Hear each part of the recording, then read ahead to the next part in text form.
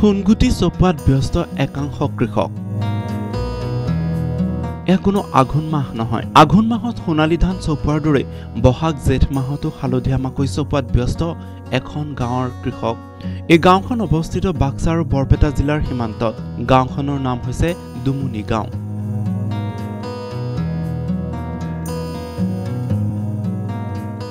ধান চপোৱাৰ পাছত গাঁওখনৰ কৃষকসকলে মাকৈ খেতি কৰে আৰু যথেষ্ট পৰিমাণে মাকৈ উৎপাদন কৰিবলৈ সক্ষম হৈছে এইসকল কৃষকে।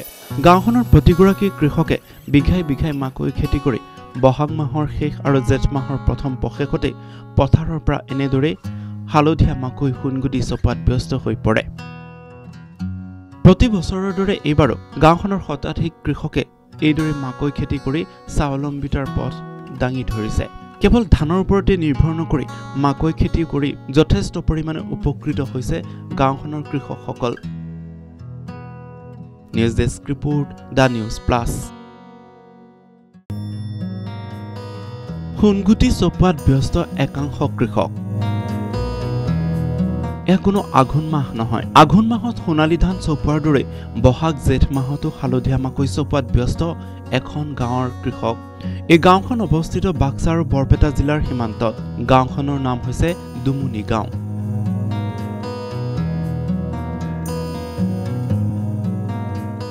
ধান চপোৱাৰ পাছত গাঁওখনৰ কৃষকসকলে মাকৈ খেতি কৰে আৰু যথেষ্ট পৰিমাণে মাকৈ উৎপাদন কৰিবলৈ সক্ষম হৈছে এইসকল কৃষকে।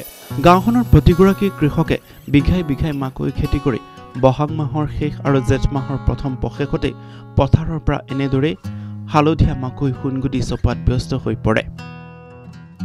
প্ৰতি বছৰৰ দৰে এইবাৰো গাঁওখনৰ শতাধিক কৃষকে এইদৰে মাকৈ খেতি কৰি স্বাৱলম্বিতাৰ পথ দাঙি ধৰিছে।